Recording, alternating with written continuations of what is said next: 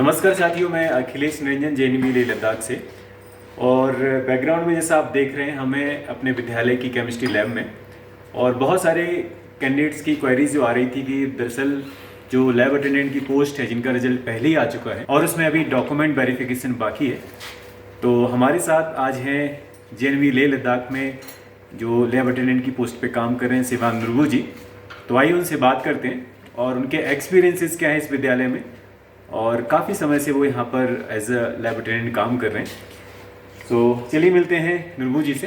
तो नुरबू जी, जैसे बताइए कि जैसे लैब में प्रैक्टिकल्स वगैरह होते हैं जी, तो उसमें आपका रोल क्या है टीचर के साथ? तो मैं टीचर ये सामान निकालने के लिए बोलते हैं तो मैं सारे सामान निकाल के रखता हूँ।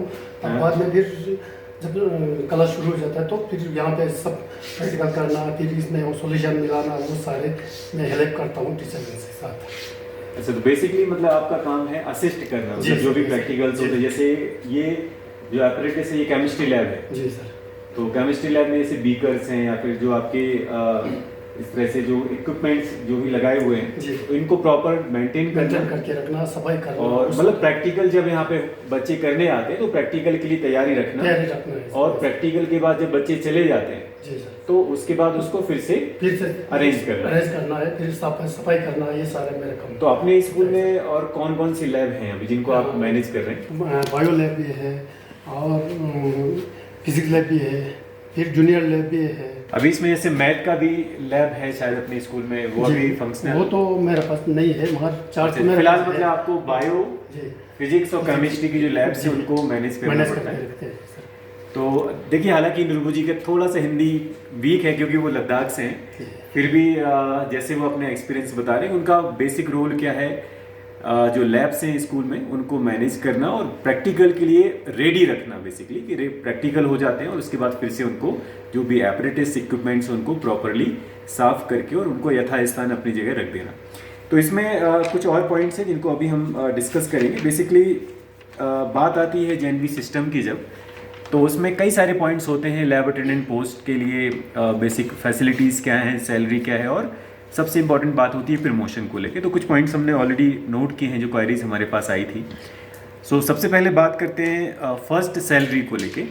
तो जैसे लैब अटेंडेंट की पोस्ट लेवल 1 में आती है और इसमें बेसिक पे 18,000 होता है, और जब तक ज्वाइनिंग होगी लैब अटेंडेंट पोस्ट पे कैंडिडेट्स की तब तक डीए मोस्ट प्रोबेबली 38% हो जाएगा। तो उसके हिसाब से बेसिक पे 18,000 और डीए जो है 6,840 है।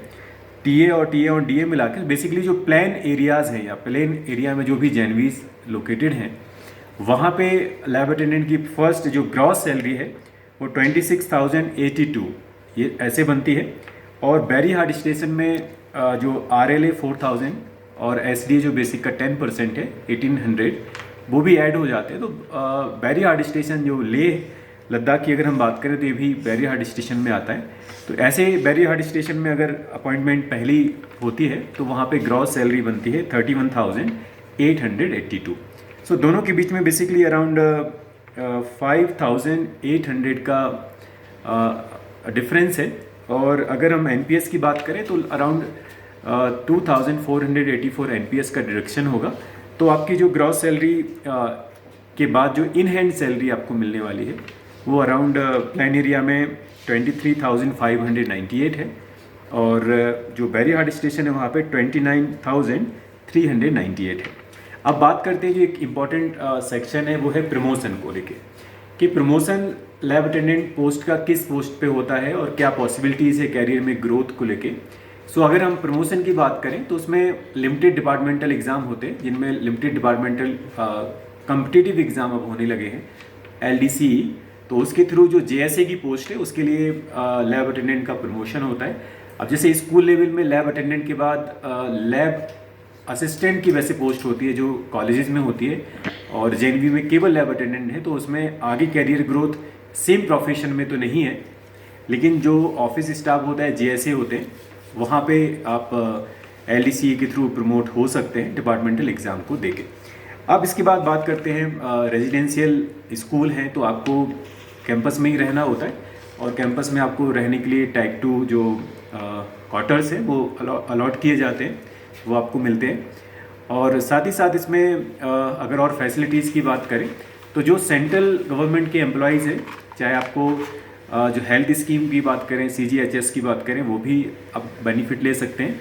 और साथ में एक बड़ा बेनिफिट जो JNV में हर एक स्टाफ को मिलता है, वो आपके 2 जो बच्चे हैं उनको आप स्टाफ वार्ड के तौर पे JNV में एडमिट करा सकते हैं। उनका एडमिशन यहाँ पे हो सकता है विदाउट एनी एग्ज़ाम। तो ये बेनिफिट आपको मिलता है कि +2 तक बच्चे आपके JNV में पढ़ सकते हैं। 2 बच्चे यहाँ तक अभी सरकार सुविधा दे रही है फिलहाल। सो इस तरह से ये सब इंफॉर्मेशन आई थिंक थोड़ा सा हम लोग अभी एक और लैब की तरफ चलेंगे। तो अभी हम लोग हैं बायो लैब में, और बेसिकली लैब्स में जब प्रैक्टिकल्स होते हैं तभी लैब अटेंडेंट यहाँ पे इंगेज होते हैं। और इसका एक और पहलू आपको हम बताना चाह रहे हैं जो प्रैक्टिकल भी है। मोस्टली JNVs में इस तरह की प्रैक्टिस है कि जब प्रैक्टिकल्स नहीं होते हैं तब जो लैब अटेंडेंट होते हैं उनको ऑफिस में इंगेज किया जाता है। जो डिफरेंट टाइप के टास्क हैं आपके, जैसे कुछ फाइल्स को मैनेज करना है या फिर कुछ फोटोकॉपी करना होता है। सो ऑफिशियल जो आपके मल्टीटास्किंग इस तरह से जो स्टाफ के काम होते हैं, तो कई बार लैब अटेंडेंट उनको भी ऑफिस में भी अपना कंट्रीब्यूट करते हैं अदर देन लैब्स। जो लैब्स में काम है उनके अलावा जब प्रैक्टिकल नहीं हो रहे होते हैं। सो ये चीज़ें हैं। तो बाकी तो आई थिंक हमने हर एक पहलू पे अभी आपको जो इन्फॉर्मेशन थी वो दी है। फिर भी आपकी कुछ क्वेरीज हैं इस पोस्ट को लेके, तो आप जरूर पूछिए कमेंट बॉक्स में। आप अपने कमेंट करके पूछ सकते हैं। हम कोशिश करेंगे कि आपके हर एक सवाल का हम जवाब दें। So thank you so much, मिलते हैं नेक्स्ट वीडियो में।